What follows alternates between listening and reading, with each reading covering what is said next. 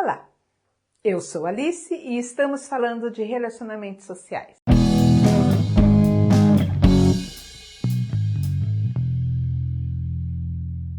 Hoje eu quero trazer para você refletir o estudo de um caso de uma equipe trabalhando dentro de um serviço e das posturas dessa equipe que eles nem percebiam que não era o ideal e que estava trazendo transtornos.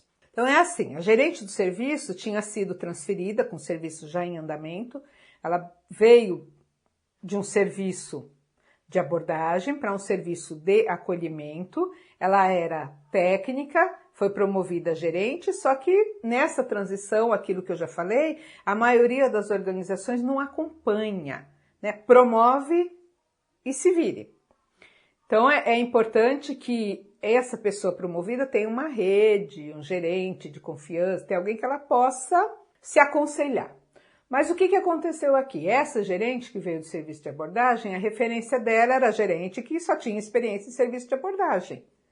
Então não podia ajudar muito ela no serviço de acolhimento. E a equipe técnica, ela já vinha passando por uma mudança, era uma assistente social que já tinha sido transferida de um outro serviço, também que não era serviço de acolhimento. Uma técnica, psicóloga, que estava atuando como gestora de casos e que a experiência dela era daquele serviço, não tinha de outro serviço da área, então também não entendia, o gerente anterior não capacitou para os objetivos daquele serviço em que ela estava, não deixou tão claro qual que era a demanda, quais eram os encaminhamentos, mas ela estava ali já há algum tempo. E o técnico psicólogo que não vinha da área social, né? Vinha da área de consultório, estava fazendo pós, tinha outras experiências, caiu de paraquedas no centro de acolhida também.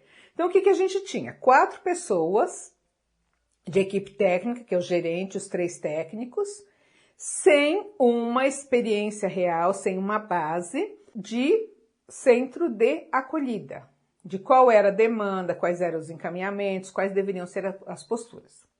Por conta disso, eles entraram numa dinâmica de sair todos os dias para almoçar, que segundo eles era também para discutir os casos, era para desestressar, para sair do ambiente, né? Então todos os dias eles saíam.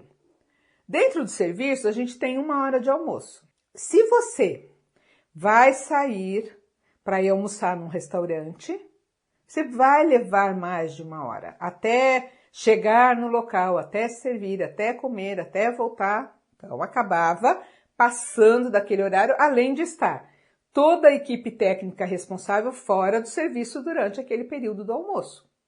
Lembrando que, num centro de acolhida, um dos horários de pico máximo é o horário da refeição, é o almoço e a janta. Então, é o horário em que estão todos na casa. Em período escolar, também é o horário em que as crianças que estudaram de manhã estão chegando, as crianças que vão estudar à tarde estão indo, quem está em CCA, a perua está passando para pegar ou para deixar.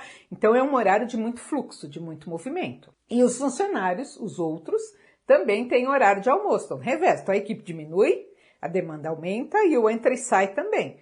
Então, aumentam as possibilidades de acontecerem problemas, conflitos, pequenas coisinhas que precisam ser trabalhadas. E nisso o telefone sempre toca, o pessoal de CREAS liga para pedir alguma coisa, sempre tem um fluxo muito grande. Mas eles saíam todos os dias para comer fora e, segundo eles, discutir os casos. Também tinham por prática, na sexta-feira à tarde, saírem os 4 e irem para um local fora, que era um SESC, que é em algum lugar, para discutir os casos.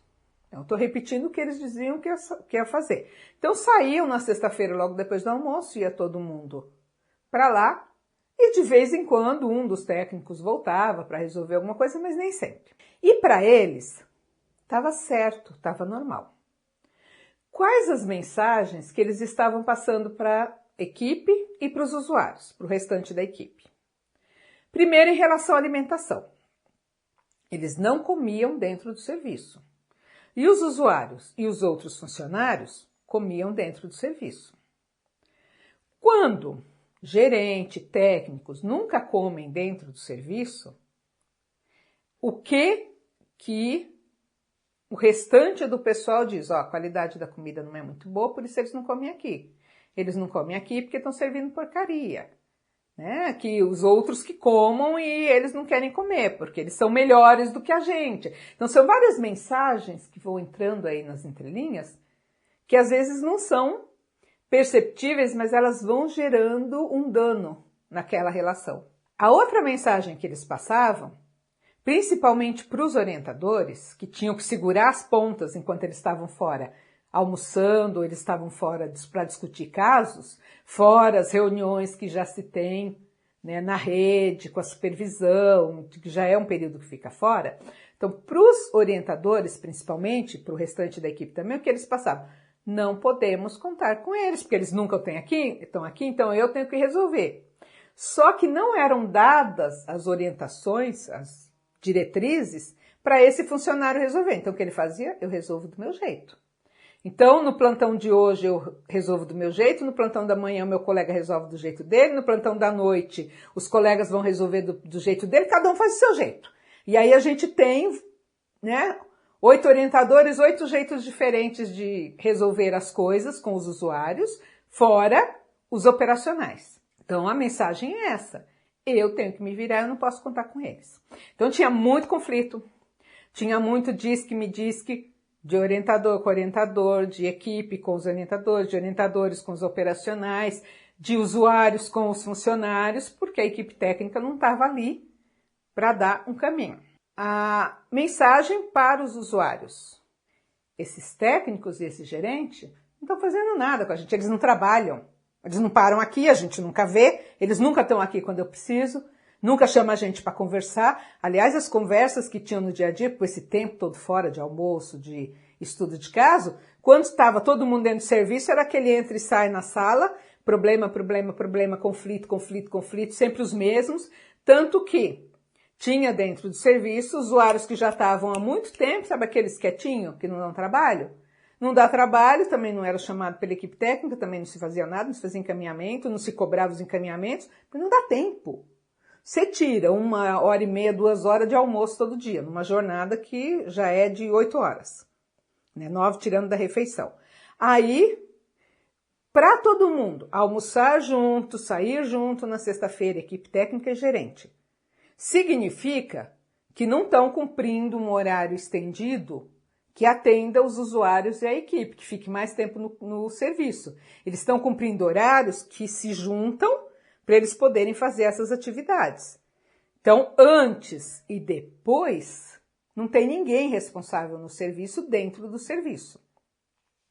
Acontecia muito de ter emergências, né, de chave de estoque ou de briga de usuário, e o técnico ter que vir fora do horário dele para dentro do serviço, porque na hora que poderia ter prevenido, ter feito, não estava, na hora que o negócio pegava fogo, tinha que vir correndo para apagar. Então, tinha muitas ocorrências de técnico sendo acionado de noite, no fim de semana, para resolver problema com os usuários, porque o orientador não sabia resolver, não tinha as diretrizes, as orientações, não tinha uma reunião de equipe periódica para tratar os casos. Mas, para o gerente e para os técnicos, eles achavam que estava tudo certo. Não percebiam que tinha muito problema de conflito dentro do serviço, não percebia que tinha muito problema de ausência de funcionários dentro do serviço, não percebia que tinha conflitos já demarcados de usuários, de funcionários e de funcionários e funcionários dentro do serviço, porque tinha gente que não aguentava mais a orientadora fulana que quer mandar em tudo e em todos. Tinha gente que não aguentava mais o orientador cicrano que não tomava atitude nenhuma.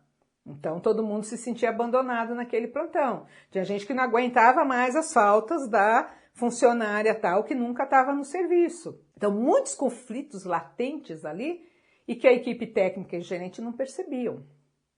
Aí, a supervisão do serviço começou a pegar no pé, porque, peraí, tem usuário que está dentro do serviço há 2, 3, 4 anos dentro do serviço. Como assim? E não está trabalhando, não foi encaminhado, o que acontece? Pedir um relatório dessa família, sempre o mesmo relatório, sem nenhum acréscimo, sem nenhuma ação, sem descrever aquilo que foi feito, né? Uma coisa muito pobre. Os prazos não eram cumpridos pela equipe técnica e pelo gerente para os documentos, para os relatórios, né? Porque eles estavam muito tempo fora do serviço. Quando é que você produz relatório?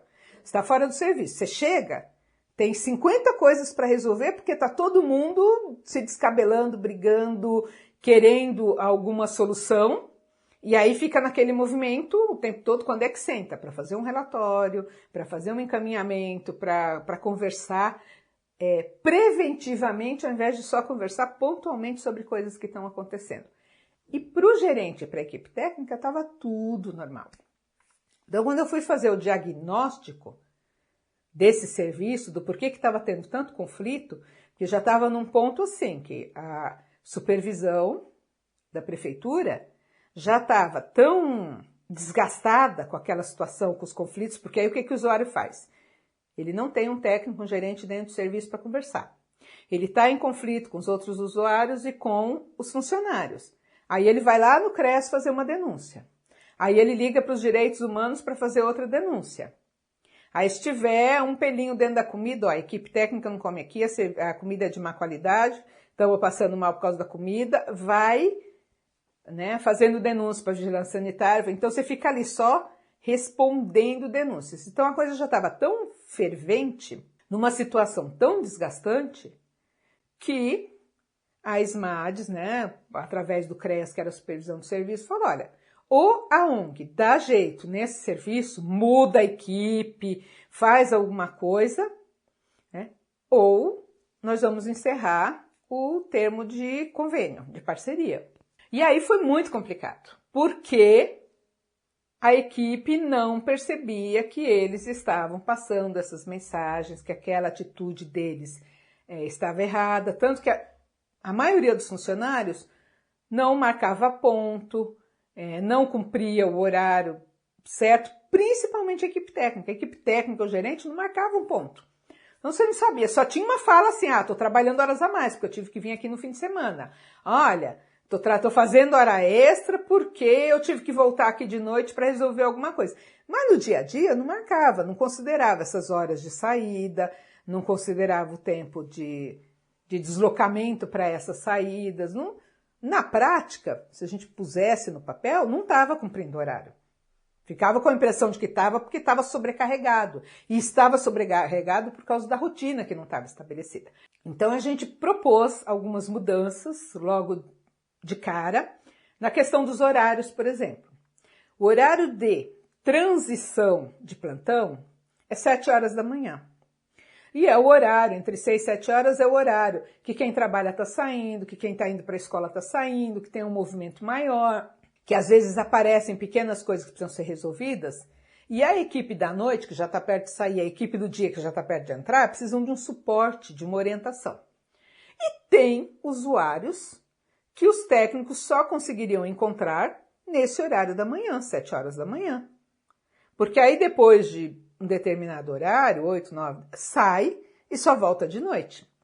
Então a gente determinou que um técnico ou o gerente, um dos 4, tinha que entrar às 7 para suprir essa demanda da manhã. E a gente precisava ter alguém no serviço, ou técnico ou gerente, até por volta das 9 horas da noite, que é o horário depois do jantar, que a equipe do dia já foi toda embora, que aparecem coisas para resolver, que está se preparando para dormir. Então, 9, 10 horas. A política diz que às 10 horas da noite, na maioria dos bairros, já é complicado para o funcionário sair, né, e para pegar a condução para ir para sua casa acaba ficando mais exposto. E a região do serviço era meio deserta, né, a sua moradia, então isso põe um risco maior. Então a gente determinou que era às 9.